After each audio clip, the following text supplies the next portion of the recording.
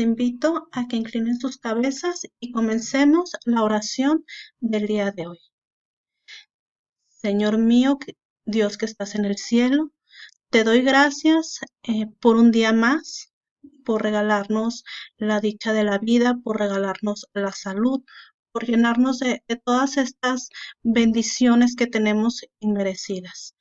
Te pedimos, Señor, por toda la gente que está pasando por esta tribulación, por toda la gente que carece de alimento, que carece de trabajo.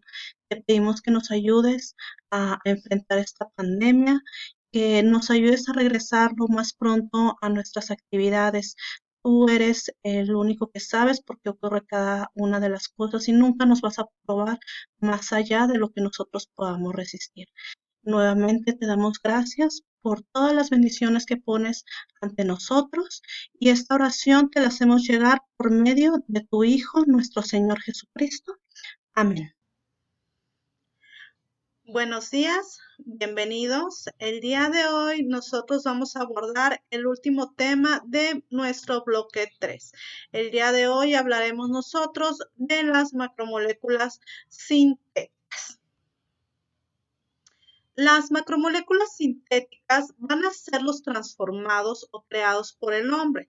Las macromoléculas sintéticas son moléculas que tienen masas muy elevadas, formadas por un gran número de átomos. Generalmente se pueden describir como la repetición de una o de pocas unidades mínimas o monómeros que van a formar los polímeros. Durante la Segunda Guerra Mundial, Japón cortó lo que fue el suministro de caucho natural proveniente de Malasia e Indonesia a los aliados. La búsqueda de un sustituto dio origen a lo que fue el caucho sintético y con ello fue que empezó a surgir lo que era la industria de los polímeros sintéticos y los plásticos. Uno de los acontecimientos más sobresalientes en la historia de los polímeros fue sin duda el descubrimiento de la vulcanización del hule, hecho por Charles Goodyear en 1830. Estas intervienen en todo aspecto de la vida moderna, de manera que es más difícil imaginar un mundo sin polímeros. Por ejemplo, tenemos las fibras textiles para vestidos, el alfombrado y el cortinaje. Tenemos los zapatos, juguetes, repuestos para automóviles, materiales de construcción, caucho o hule sintético, equipo químico, artículos médicos, utensilios de cocina, cuero sintético, equipos recreativos y así podíamos seguir la lista con muchos más. El polímero principalmente va a ser una sustancia cuyas moléculas son, por lo menos, aproximadamente múltiplos de unidades de peso molecular muy bajo. La unidad de bajo peso molecular va a ser el monómero. El término polímero se va a designar a la combinación de un número no específico de unidades. Los polímeros pues, van a ser macromoléculas formadas por la unión de unidades repetitivas, denominadas monómeros, que van a seguir un patrón determinado. Por ejemplo, tenemos aquí la unión de mi monómero A con mi B y así este B se va a repetir sucesivamente, una cantidad n veces de este mismo, que nos va a formar una cadena N, más bien, donde va a estar toda una cadena de monómeros repetitivos. De acuerdo al origen de los polímeros, pues vamos a poder tener polímeros naturales y polímeros sintéticos. Los polímeros naturales van a reunir, entre otros, a lo que es el almidón, cuyo monómero es la glucosa, y al algodón, cuyo monómero también es la glucosa. La diferencia entre el almidón y la glucosa, pues va a ser la configuración que van a tener sus átomos. Los polímeros naturales que destacan van a ser las proteínas, cuyo monómero pues van a ser los aminoácidos. Por otro lado, pues también tenemos a la lana y la seda, que van a ser dos de las miles de proteínas que van a existir en la naturaleza. Estas van a ser utilizadas como fibras y como telas. Todo lo que nos rodea en sí van a ser polímeros. Los tejidos de nuestro cuerpo, la información genética que se transmite mediante un polímero llamado ADN, cuyas estructuras son los ácidos nucleótidos, la celulosa, el almidón y la proteína. También vamos a tener lo que son los polímeros sintéticos, que van a ser generalmente derivados del petróleo. Estos se van a elaborar artificialmente, como por ejemplo tenemos el polietileno, el nylon, el teflón. Estos compuestos se pueden elaborar mediante dos procesos, mediante adición o mediante condensación, y se van a clasificar de acuerdo a su forma, al tipo de monómeros, a su origen y a sus propiedades físicas. La clasificación de los polímeros sintéticos primero va a ser de acuerdo a su forma. Vamos a tener polímeros sintéticos lineales y ramificados. Los lineales se van a originar cuando un monómero tiene forma de dos puntos de ataque, de modo que un polímero se va a formar unidireccionalmente, formando cadenas lineales. Estos polímeros generalmente van a ser blandos y moldeables. Aquí tenemos mi ejemplo de lo que va a ser un polímero lineal. Vamos a tener nuestros polímeros ramificados. Estos se van a formar parte de un monómero que posee 3 o más puntos de ataque, de modo que la polimerización va a ocurrir tridimensionalmente, es decir, en 3 dimensiones en el espacio. Con base a esto vamos a poder encontrar pues, varias formas de los polímeros. Estos polímeros generalmente pues van a ser frágiles y van a ser más rígidos. Aquí tenemos cómo va a ser la representación de mi polímero ramificado. ¿Cómo se van a formar los polímeros? Ya habíamos mencionado que mi polímero pues, se va a poder formar o por adición o por condensación. Primero vamos a ver cómo se van a formar por adición. Cuando se van a ir agregando unidades de monómeros sin pérdida de átomos, es decir, que la composición química de la cadena resultante va a ser igual a la suma de las composiciones químicas de los monómeros que lo conforman. La polimerización por adición, los monómeros se van a adicionar unos con otros, de tal manera que el producto polimérico va a contener todos los átomos del monómero adicional.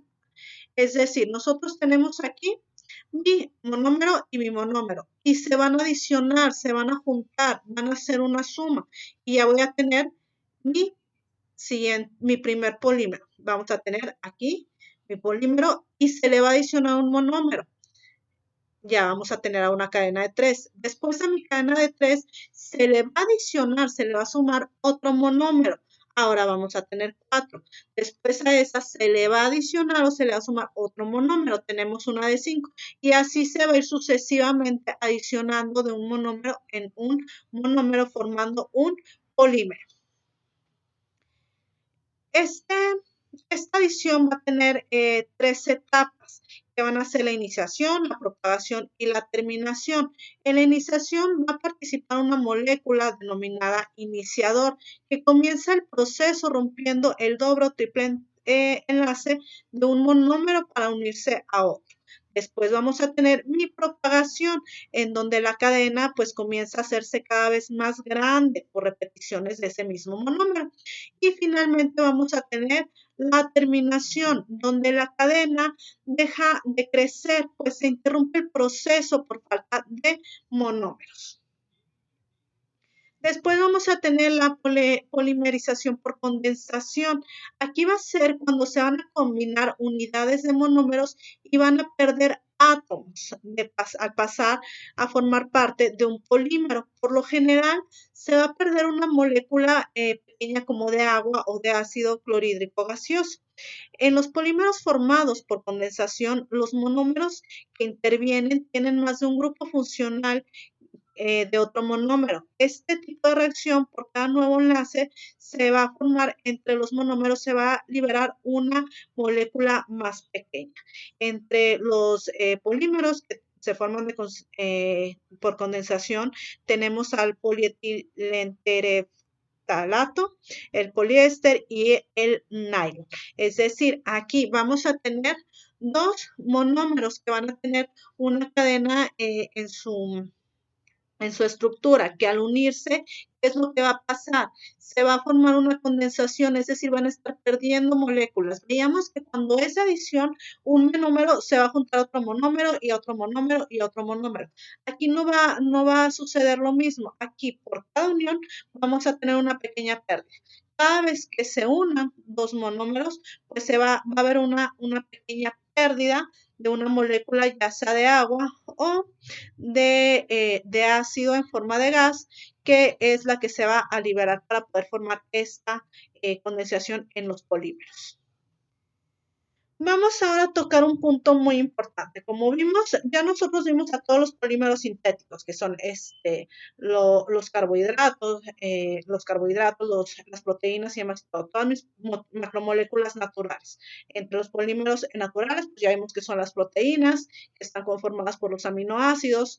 Vimos que tenemos polímeros sintéticos. Vamos a enfocarnos a lo que son los polímeros sintéticos. Nosotros sabemos que los polímeros sintéticos son de gran uso en nuestra vida cotidiana. Pero, ¿qué es lo que ha producido esta facilidad de mis polímeros sintéticos?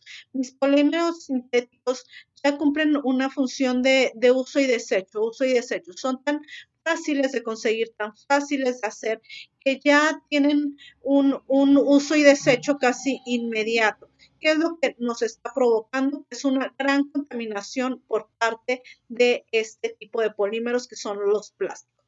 Gran parte de los productos pues, que nosotros utilizamos en la vida cotidiana pues, están hechos a base de plástico.